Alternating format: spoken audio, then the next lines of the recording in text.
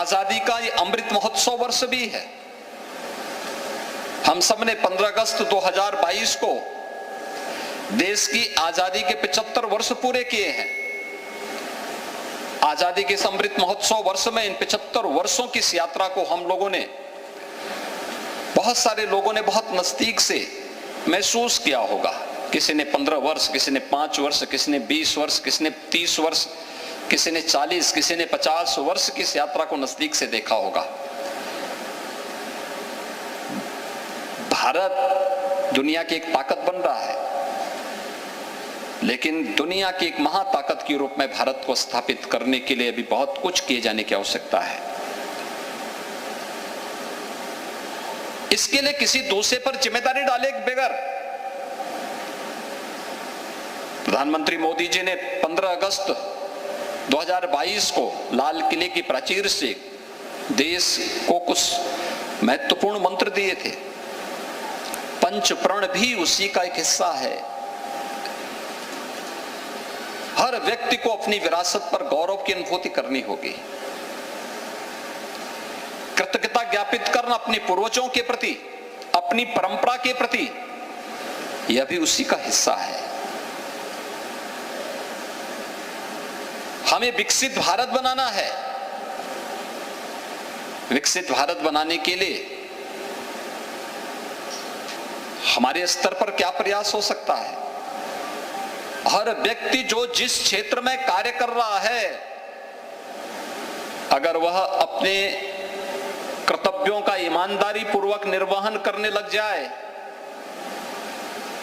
अपने कर्तव्यों का अपने अपने क्षेत्र में, धार्मिक क्षेत्र से जुड़े हुए लोग धार्मिक जागरण के कार्यक्रम को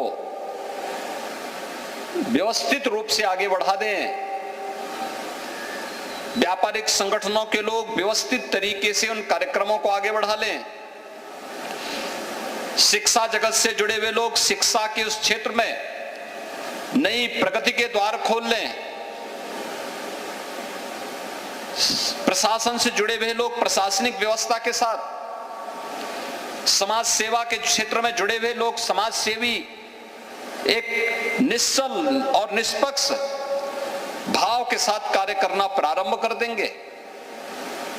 कोई कारण नहीं कि जब देश अपनी आजादी का शताब्दी महोत्सव मना रहा होगा, तब उस समय हमें एक विकसित भारत दिखेगा, दुनिया की एक महाताकत के रूप में स्थापित भारत दिखेगा।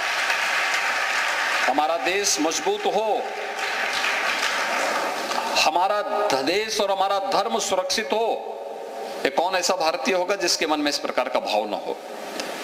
ये जो कुछ भी हुआ है, जो कुछ भी किया गया है, ये सब इसी बात को लेकर के किया गया है कि सभी अपने इस देश के बारे में सोच सकें। और आज उस दिशा में अच्छे प्रयास हुए हैं, अच्छे कार्यक्रम चल रहे हैं, अच्छी दिशा में पूरा देश आगे बढ़ रहा है।